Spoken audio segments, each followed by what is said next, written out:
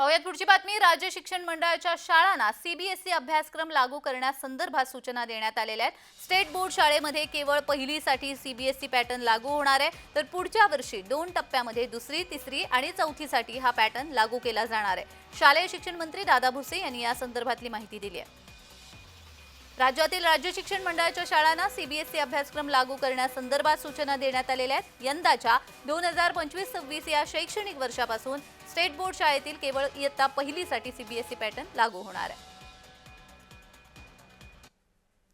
येणाऱ्या शैक्षणिक वर्षामध्ये पहिल्या फेजमध्ये पहिली इयत्ता पहिली या वर्गाच्यासाठी सीबीएसई पॅटर्नवर आपण त्या ठिकाणी जाणार आहोत। आपले जे काही शिक्षक बंधू भगिनी आहेत, अधिकारी आहेत, या सर्वांना सीबीएसई पॅटर्नच्या साठी प्रशिक्षित करून मग पुढच्या वर्षाच्या मध्ये 2 टप्प्यांमध्ये पुढचे जे वर्ग आहेत त्याच्यामध्ये सीबीएसई पॅटर्न आपण अडॉप्ट करणार आहोत।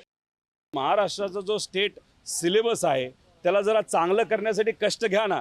पूर्वी आपण कष्ट घ्यायचो पॉलिसी आणण्यासाठी आणि त्या पॉलिसी अख्खे इतर राज्य त्या ठिकाणी स्वीकारायचे, पण या राज्याला जरा सवय लागली आहे की दुसऱ्या राज्यातल्या काही गोष्टी कॉपी करायच्या आणि आपलं काम ढकलपणा करायचा। सरकारला कष्टाचं एक क सुद्धा तिकडे जमत नाही, कॉपी मात्र म्हणजे कॉपी मात्र त्यांना त्या ठिकाणी जमते। त्यामुळे दुर्दैव आहे, त्यामुळे उगाच असं शॉर्टकट मारण्याच्या नादात लहान मुलांचं भविष्य आणि महाराष्ट्राचा इतिहास हा धोक्यात या सरकारने घालू नये अशी विनंती या ठिकाणी आम्ही करतो।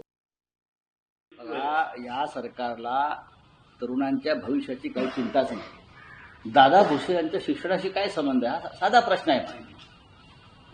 शिक्षण क्षेत्रामध्ये किंवा अर्थ क्षेत्रामध्ये काम करणारे मंत्री त्या क्षेत्रातले तज्ज्ञ असावे लागतात, हा आतापर्यंतचा अनुभव। पण गेल्या काही वर्षामध्ये शिक्षण खातं त्याच्यावर नेमलेल्या ज्या व्यक्ती असतात त्यांना ती शिक्षा वाटते। मला याच्यावर बोलायचंच नाही। चला